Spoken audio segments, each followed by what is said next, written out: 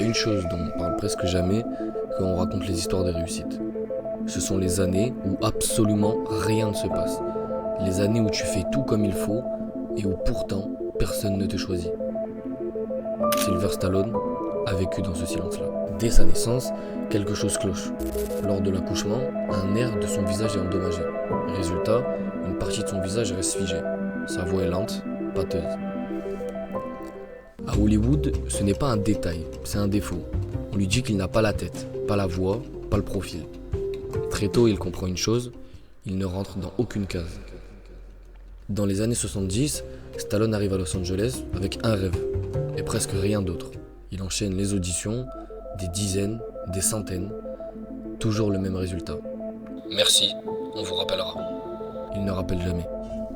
Il prend des petits rôles, des figurations, des apparitions insignifiantes. Parfois, il ne gagne même pas assez pour payer son loyer. À un moment, il n'a plus rien, littéralement. Il a expulsé son appartement, et il dort dans une gare routière pendant plusieurs années. Il a plus d'argent, plus de réseau, plus de plan B. Son seul compagnon, c'est son chien. Jusqu'au jour où il doit faire un choix. Manger ou garder son chien.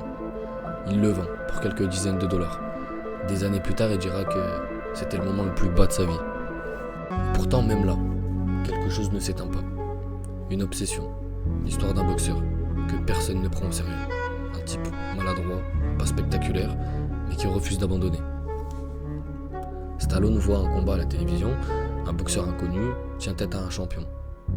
C'est pas la victoire qui l'impressionne, c'est la résistance. Il s'assoit, il s'écrit 3 jours, 3 nuits, sans savoir si quelqu'un le lira un jour. Le scénario s'appelle Rocky. Ce n'est pas une histoire de boxe, c'est une histoire sur le droit d'exister. Et contre toute attente, les studios aiment le scénario. Ils sentent quelque chose, mais pas lui. Ils lui proposent de l'argent, beaucoup, suffisamment pour ne plus jamais dormir dans la rue. Une seule condition. Il ne jouera pas Rocky. Ils veulent une star, un visage rassurant, un nom bancable. Ce moment-là, personne ne l'a filmé. Il n'y avait pas de caméra, pas de musique, juste un homme face à lui-même. Accepter l'argent ou rester fidèle à ce qu'il est. Sécurité ou identité. Stallone refuse, pas une fois, plusieurs fois. Il refuse des sommes qui auraient changé sa vie immédiatement. Finalement, un studio accepte. Budget réduit, peu de confiance. Il lui laisse le rôle, parce qu'il pense ne pas avoir grand-chose à perdre. Stallone joue Rocky, comme il vit, maladroit, lent, sincère. Le film sort. Rocky devient un phénomène. Pas parce qu'il est parfait, mais parce qu'il est humain.